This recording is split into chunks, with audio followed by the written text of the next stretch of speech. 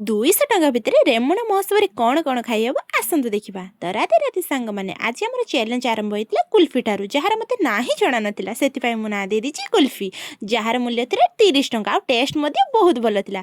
ତ କୁଲ୍ଫି ଖାଇସାରିଲା ପରେ ମୁଁ ଖାଇ ଦେଇଥିଲି ମକା ଚାଟ୍, ଆଉ ମକା ଚାଟ୍ର ମୂଲ୍ୟ ଥିଲା 20 ଟଙ୍କା, ଆଉ ତା ଟେଷ୍ଟ ବି ବହୁତ ଭଲ ଥିଲା। ମକା ଚାଟ୍ ଖାଇସାରିଲା ପରେ ମୋ ନଜର ଯାଇଥିଲା ଛତୁ ପକୋଡ଼ା ଉପରେ। ଛତୁ ପକୋଡ଼ା ଆରଥର ମୁଁ ଖାଇନଥିଲି ବୋଲି ଏଥର ମୁଁ ଗୋଟେ ପ୍ଲେଟ୍ ଆଣିଥିଲି, ଯାହାର ମୂଲ୍ୟ ଥିଲା 20 ଟଙ୍କା। ଆମ ବଜେଟ୍ ଭିତରେ ଜିନିଷ ଟିକେ କମ୍ ମିଳୁଥିଲା ବୋଲି ବହୁତ ଖୋଜାଖୋଜି କଲା ପରେ ଆମକୁ ମିଳିଥିଲା ମଥୁରା କେକ୍, ଯାହାର ଟେଷ୍ଟ ଜମା ବି ଭଲ ନଥିଲା ଆଉ ମୂଲ୍ୟ ଥିଲା 20 ଟଙ୍କା। ତ ମଥୁରା କେକ୍ ଖାଇସାରିଲା ପରେ ମୁଁ ଖାଇଥିଲି ସ୍ପ୍ରିଙ୍ଗ ପଟାଟୋ, ଯାହାର ମଧ୍ୟ ମୂଲ୍ୟ ଥିଲା 30 ଟଙ୍କା, କିନ୍ତୁ ଟେଷ୍ଟ ଜମା ବି ଭଲ ନଥିଲା।